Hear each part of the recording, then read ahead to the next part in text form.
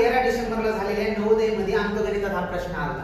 आपण काय करायलो, आन्सर की घ्यायलो, जास्तीत जास्त प्रश्नाचे उत्तर बरोबर कसे येते ते एक्सप्लेन करायलो.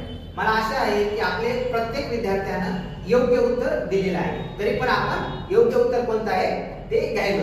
बघा प्रश्न काय विचारला, 20 आणि 30 चा सर्वात मोठा समान अवयव कोणता विचारला. जे अवयव कसे पाडायचे की 20 आणि 30 ला कोणकोणत्या संख्येने भाग जातो किंवा 20 आणि 30 कोणकोणत्या संख्येने येतात ते बघायचं. आता सगळ्यात पहिले 20 चं 20 काय कोणकोणत्या पाड्या येतात, 1 च्या येतं, 2 च्या येतं, 3 च्या येत नाही, 4 च्या येतं, 5 च्या येतं, 6 7 8 9 येत नाही, 10 च्या येतात आणि 20 च्या येतात. हे झाले 20 चे फॅक्टर. आता 30 चे फॅक्टर, 30 चे फॅक्टर काय आहे हे बघा, 1 च्या आहे, 2 आहे, 3 आहे, 4 नाहीये, 5 आहे, 6 आहे, 7 नाहीये, 8 नाहीये, 9 नाहीये, 10 आहे, त्याच्यानंतर 15 एक आहे आणि शेवटी 30. हे झाले दोघांचे फॅक्टर. आता याच्यातला सगळ्यात मोठा कॉमन कोणता आहे बघायचा. कोणता आहे सगळ्यात मोठा कॉमन?